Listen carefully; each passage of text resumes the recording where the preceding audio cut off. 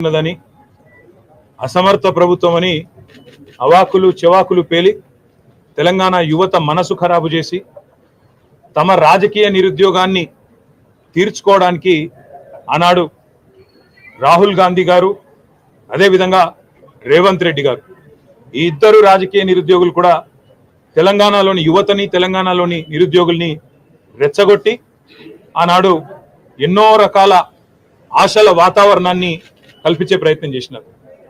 పుంకాను పుంకాలుగా పేజీలకు పేజీల నిండా మేము రాగానే 2 లక్షల ఉద్యోగాలు మొదటి సంవత్సరంలోనే మేము నింపుతాము, ప్రభుత్వ ఉద్యోగాలు 2 లక్షల కొలువులు ఇస్తామని చెప్పి పత్రికల్లో full page ads, job calendar అని చెప్పి తేదీలతో సహా ఏ పోస్టుకు ఏ రోజు మేము నోటిఫికేషన్ ఇస్తామని చెప్పి మొత్తం జాబ్ క్యాలెండర్నే నమ్మదగే విధంగా నమ్మబలుకుతూ పుంకాను పుంకాలుగా ఫుల్ పేజ్ యాడ్స్ ఇచ్చినారు. ఈరోజు మొదటి సంవత్సరంలో 2 లక్షల ఉద్యోగాలు ఇస్తామని చెప్పిన కాంగ్రెస్ పార్టీ తమ ఉద్యోగాలు అయితే తెచ్చుకున్నారు. ఇద్దరు రాజకీయ నిరుద్యోగులు, ఒక ఆయననేమో ముఖ్యమంత్రి అయిండు, మరొక ఆయననేమో జాతీయ స్థాయిలో ప్రధాన ప్రతిపక్ష నాయకుడు అయిండు. కానీ తెలంగాణలో ఇస్తానన్న 2 లక్షల ఉద్యోగాలు మాత్రం ఇంతవరకు అతి లేదు గతి లేదు. ముఖ్యంగా ఒక్క నోటిఫికేషన్ కూడా ఈ రోజు వరకు 7 నెలల్లో ప్రభుత్వం ఇవ్వలేదు. ఒక ఉద్యోగం ఇవ్వాలంటే మొదలు నోటిఫికేషన్ ఇవ్వాలి, ఆ తర్వాత పరీక్ష పెట్టాలి, ఆ తర్వాత అవసరమైతే ఇంటర్వ్యూ, ఆ తర్వాత ఎంపిక.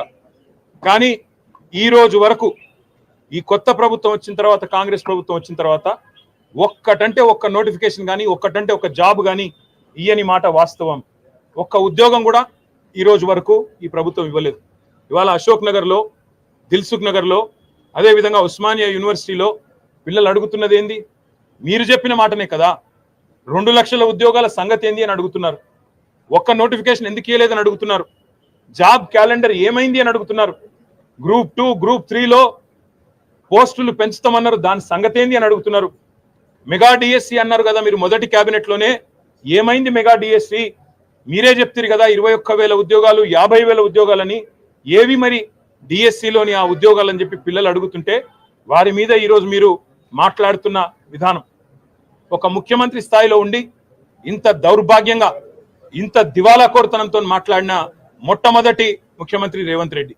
ఎంత నిర్లక్ష్యంగా, నిర్లజ్జగా, అసలు మోతీలాల్ అంటే ఆయనే ఉద్యోగాలే రాస్తలేడు, ఆయన కూడా నిరాహార దీక్ష చేస్తున్నాడని చెప్పి ఇవాళ మోతీలాల్ అనే తమ్ముడిని అవమానించే విధంగా, గ్రూప్స్ కు ప్రిపేర్ అవుతున్న తమ్ముడిని అవమానించే విధంగా మాట్లాడడం. ఎవరినైతే ఏ కోచింగ్ సెంటర్లను ఆలంబనగా చేసుకొని అశోక్ నగర్కి నువ్వు మీ రాహుల్ గాంధీ పోయి 2 ఉద్యోగాలు సంపాదించుకున్నారో, ఇవాళ అక్కడ కోచింగ్ సెంటర్లు నడుపుతున్న యువతని, అశోక్ కావచ్చు, రియాజ్ కావచ్చు, మరొకరు కావచ్చు, ఆ కోచింగ్ సెంటర్ల నిర్వాహకులందరినీ అవమానించే విధంగా 150 కోట్లు 100 కోట్లు సంపాదించడానికి పరీక్షల పోస్ట్ పోన్మెంట్ అడుగుతున్నారు. వాళ్ళ కోసం, వాళ్ళ స్వలాభం కోసం పాకులాడుతున్నారని చెప్పి వాళ్ళను అవమానించే విధంగా మాట్లాడడం. అందుకే ఇవాళ తెలంగాణ యువత బగ్గుమంటున్నది. ఎన్నో ఆశలతో కాంగ్రెస్ ప్రభుత్వం 2 లక్షల ఉద్యోగాలు మొదటి సంవత్సరంలో ఇస్తుందని చెప్పి ఏ యువతనైతే మమ్మల్ని దించి మిమ్మల్ని గద్దెనెక్కిచ్చిందో ఈరోజు అదే యువత నిన్ను ప్రశ్నిస్తున్నది. రేవంత్ రెడ్డికి అందుకే చెప్తా ఉన్నాం, 7 నెలలు అయిపోయింది, 8వ నెలలో నీ ప్రభుత్వం అడుగుపెట్టింది. ఈ 8 నెలల్లో ఒక్క నోటిఫికేషన్ ఇవ్వలేదు. మరి మిగతా 4 నెలల్లో ఎట్లా ఇస్తావు 2 లక్షల ఉద్యోగాలకు నోటిఫికేషన్లు? ఎట్లా ఇస్తావు 2 లక్షల ఉద్యోగాలు? జవాబు చెప్పాలని చెప్పి నేను రేవంత్ రెడ్డి గారిని డిమాండ్ చేస్తా ఉన్నా. మిమ్మల్ని వదిలిపెట్టాం, శాసనసభలో నిలదీస్తాం, క్షేత్రంలో నిలదీస్తాం. ఏ పిల్లలనైతే నువ్వు మోసం చేసినావో ఆ పిల్లలకు మేము అండగా ఉంటాం. తప్పకుండా ఆ పిల్లలతో ఐక్యంగా కొట్లాడతాం. ఇది ఏదో 2 రాజకీయ ఉద్యోగాలకు సంబంధించిన పంచాయతీ కాదు, లక్షలాది మంది తెలంగాణ యువతకు వారి భవిష్యత్తుకు సంబంధించిన అంశం. కాబట్టి ముఖ్యమంత్రి గారు ఇకనైనా బేషజాలకు పోకుండా, అనవసరపు ప్రెస్టేజ్, ఫాల్స్ ప్రెస్టేజ్ పోకుండా, ఈగోకి పోకుండా అహంకారం తగ్గించుకొని ఇవాళ కండకావరంతో మాట్లాడే విధానాన్ని తగ్గించుకొని ఆ పిల్లలకు క్షమాపణ చెప్పి 2 లక్షల ఉద్యోగాలు ఇస్తానన్న మాట నిలబెట్టుకునే దిశగా వెంటనే నోటిఫికేషన్లు ఇవ్వాలని, వెంటనే ఆ ప్రక్రియ ప్రారంభించాలని వారు డిమాండ్ చేస్తున్న విధంగా గ్రూప్ 2, గ్రూప్ 3లో పోస్టుల సంఖ్య పెంచాలని, అదే విధంగా డిఎస్సి విషయంలో కూడా మీరే ఏదైతే మాట చెప్పారో ఆ మాటను నిలుపుకోవాలని ఆనాడు మీరే చెప్పారు. ప్రతిపక్ష నాయకుడిగా 21,000 ఉద్యోగాలు ఉన్నాయని చెప్పినారు, అవి కూడా వెంటనే నోటిఫై చేయాలని, అదే విధంగా గ్రూప్ 1లో కూడా 1:100 నిష్పత్తిలో పిలవాలని మేము పెట్టిన డిమాండ్ కాదు.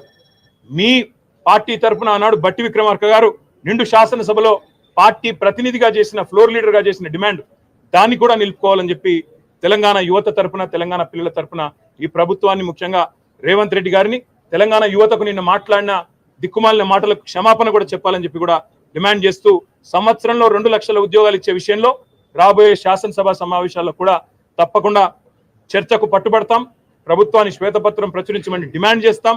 అదే విధంగా ఒకవేళ వారు కనుక ఒప్పుకోకపోతే తప్పకుండా వాయిదా తీర్మానం ఇచ్చైనా సరే సభను స్తంభింపజేయడానికి కూడా వెనుకాడమని చెప్పి కూడా హెచ్చరిస్తా ఉన్నాం. ఆ రాజకీయ శక్తుల పేర్లు రాహుల్ గాంధీ, రేవంత్ రెడ్డి.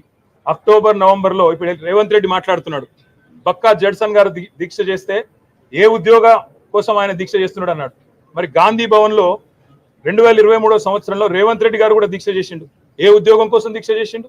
ఏ పరీక్ష రాస్తున్నాడు రేవంత్ రెడ్డి అని చెప్పి దీక్ష చేసిండు? ఏ పరీక్ష రాస్తున్నాడు అని చెప్పి మరి ఈరోజు రాహుల్ గాంధీ అశోక్ నగర్కి వచ్చిండు. ఇవాళ అశోక్ నగర్ లో ఉండే సన్నాసులను మాట్లాడుతున్నాడు. మరి మీ రాహుల్ గాంధీ గారు అశోక్ నగర్కి వచ్చినారు, నువ్వు వచ్చినావు అశోక్ నగర్కి, మీ నాయకులందరూ ఆ కోచింగ్ సెంటర్లో చుట్టే తిరిగినారు, మధు యాష్కి గారు ఇతరులు. ఎవరు సన్నాసులు, ఎవరి గురించి మాట్లాడుతున్నావో ఆలోచించుకుని మాట్లాడితే బాగుంటుంది. ఇప్పుడు 4.5 ఏళ్ళు ఏ ఎలక్షన్ కూడా లేవు. ఈ 4.5 ఏళ్ళు ఎలక్షన్లు లేనప్పుడు మాకేమి రాజకీయ ప్రేరితమైన ఉద్యమాలు కానీ వాళ్ళని రెచ్చగొట్టాల్సిన అవసరం కానీ లేదు. మీరిచ్చిన మాట మీరు నిలుపుకుంటలేరు కాబట్టే ఇవాళ పిల్లలు రోడ్డు ఎక్కుతున్నారు. అర్ధరాత్రి నిన్న 4 దాకా పిల్లలు అశోక్ నగర్ లో దిల్సుఖ్ నగర్ లో ఆందోళన చేసిన మాట వాస్తవం కాదా? ఉస్మానియాలో వాళ్ళని వాళ్ళ గొడ్లను ఈడ్చుకపోతూ ఇవాళ అరెస్టులు చేస్తున్న మాట వాస్తవం కాదా? 6 నెలల లోపలనే ప్రజాపాలన అంటే ఎమర్జెన్సీని తలపించే విధంగా ఇవాళ పిల్లలు బాధపడుతున్న మాట వాస్తవం కాదా? వాటికి సమాధానం చెప్పే సత్తా లేక ఇవాళ నోటికొచ్చినట్టు వాగడం కాదు ముఖ్యమంత్రి గారు. ఇంకా ప్రతిపక్షంలో ఉన్నట్టుగానే మాట్లాడుతున్నాడు రేవంత్ రెడ్డి.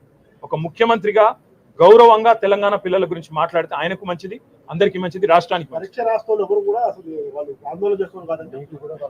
సరే, రేవంత్ రెడ్డి గారి గురించి ఎంత తక్కువ మాడితే అంత మంచిది. మేము అనేది ఏమంటే రేవంత్ రెడ్డికి సత్తా ఉంటే, నీ ప్రభుత్వానికి నిజాయితీ ఉంటే, చిత్తశుద్ధి ఉంటే, నువ్వు అంటావు కదా మాట్లాడితే శ్వేతపత్రం అని ప్రచురించి శ్వేతపత్రం. ఎన్ని నోటిఫికేషన్లు ఇచ్చినావు తెలంగాణ వచ్చినాక? ఎన్ని ఉద్యోగాలు భర్తీ చేసినావు? నువ్వు చెప్పిన 2 లక్షల ఉద్యోగాలు, నువ్వు చెప్పిన జాబ్ క్యాలెండర్ లో ఎన్ని మాటలు నిలబెట్టుకున్నావు? స్పష్టంగా ఒక శ్వేతపత్రం ప్రచురించి మీరు చెప్పాలని చెప్పి నేను డిమాండ్ చేస్తాను. Thank you.